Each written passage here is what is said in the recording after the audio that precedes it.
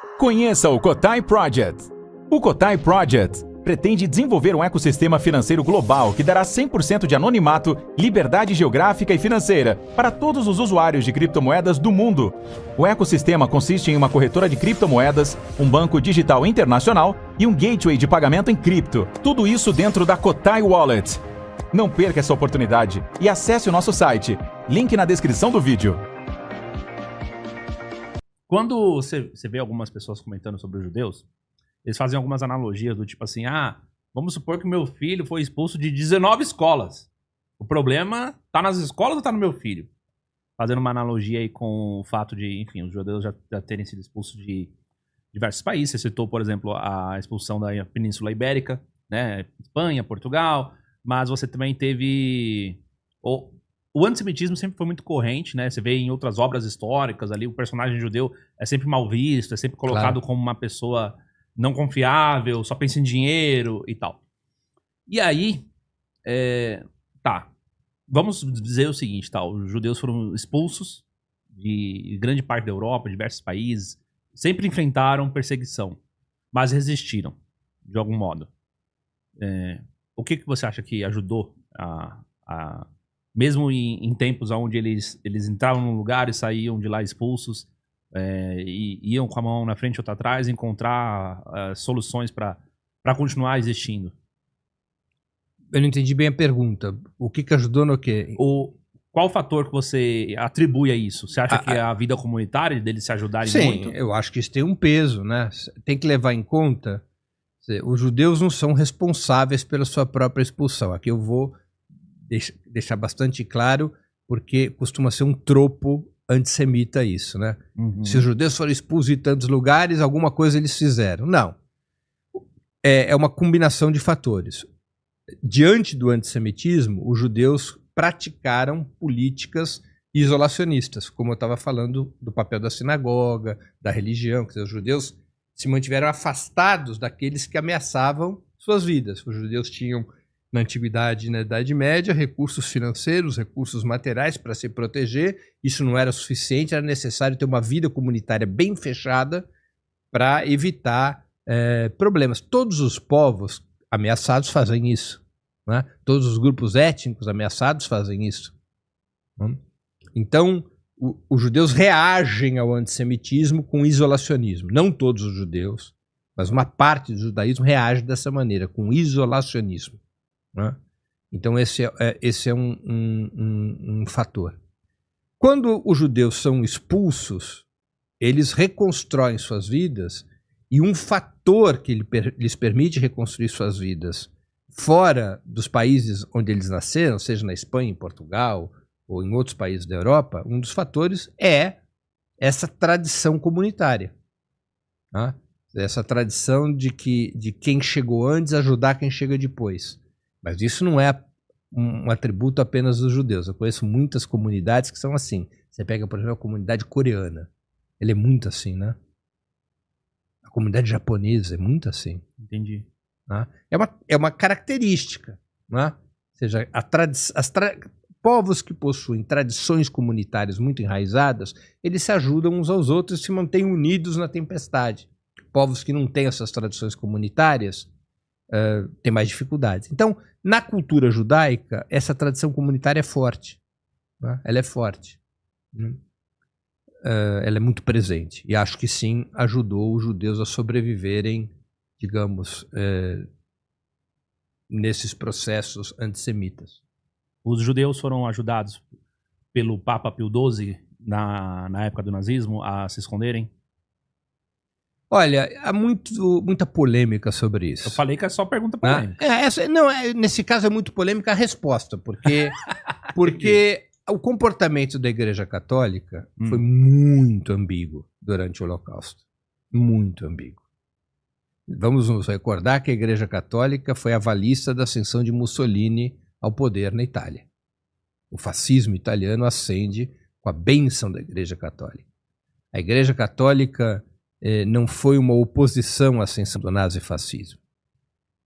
Mas a Igreja Católica, a partir de um certo momento, se ela antes tinha acendido uma vela ao diabo, acender uma vela a Deus, né? Ou seja, começou a fazer gestos de solidariedade com alguns grupos judaicos.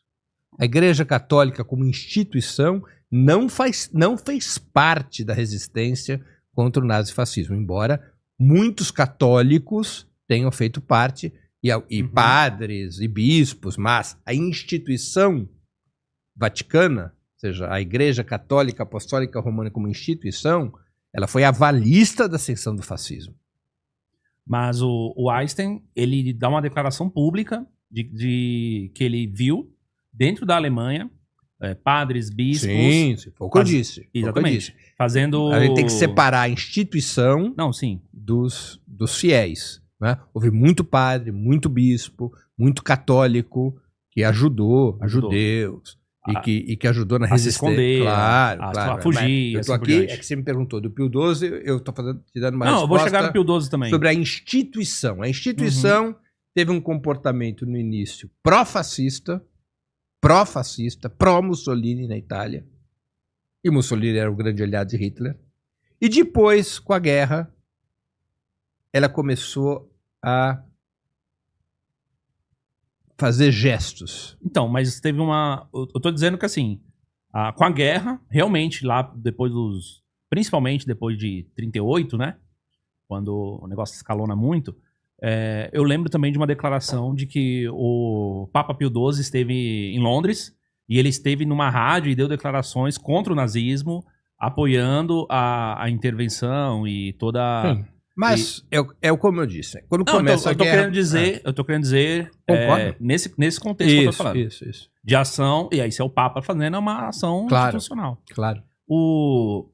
Mas é que tem um antes e um depois. Tem um antes, né? E depois, entendi. Então, o comportamento não foi linear da Igreja Católica. Uhum. As impressões digitais da Igreja Católica estão na ascensão de Mussolini na Itália. Foi em que ano mesmo? 20. Foi no ano 20. Ah. Tá. Tá ali. As impressões digitais estão presentes. 20 já era Pio XI ainda. Isso. Né? Pio X foi Pio até XI. 1909. Pio XI. O lado da Alemanha. Vamos falar da Alemanha. Putz, esse assunto polêmico, né? Bora Você lá. falou que alguns judeus apoiaram então a ascensão do nazismo e colaboraram com ele durante o regime. Eu não diria dessa maneira, eu diria alguns grupos sionistas. Porque é esta corrente ideológica que tem setores que apoiaram a ascensão do Por Hitler. que alguém que apoia a criação do Estado de Israel iria apoiar o nazismo? Porque não é contraditório. É para criar um álibi? Não, vamos lá. Isso aqui é anterior ao nazismo até. Eu vou tentar explicar para mostrar a coerência dos gestos. Tá. Eu já citei aqui que Theodor Herzl foi o fundador do sionismo, não é isso? Uhum. Aquele jornalista austro-húngaro, nascido em Budapeste, ele defendeu os dois princípios do sionismo, o Estado de supremacia étnica judaica, a colonização da Palestina. Bom, como é que ele podia alimentar o projeto dele, Júnior? Ele tinha que alimentar com judeus que não estivessem vivendo bem em outros países, senão ele não ia ter como colonizar a Palestina, certo? O movimento sionista, ele dependia da imigração judaica, porque quando nasce o sionismo, ali no final do século XIX, início do século XX, os judeus não eram mais do que 5, ou na melhor das hipóteses, 10% da população da Palestina. Então a única maneira do sionismo ter o seu projeto consolidado era um forte movimento migratório dos judeus que estavam na Europa ou em outras partes do mundo. Sem isso, não existiria o projeto sionista. Por que cargas d'água que os judeus sairiam dos seus países para ir para a Palestina? No meio do nada, né? No meio do nada. Por quê? Somente se houvesse perseguição aos judeus nos seus países naturais. Ou motivo religioso. Volta para Jerusalém.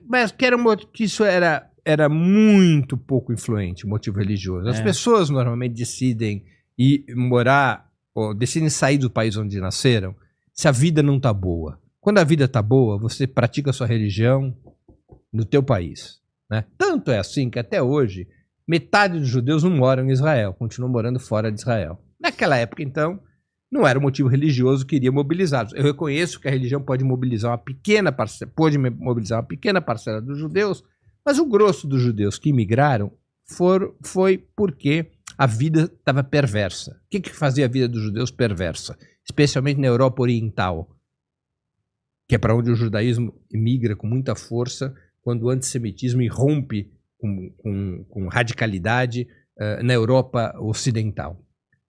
Era o antissemitismo, a perseguição aos judeus é que dizia, não posso viver num lugar em que eu corro risco de vida.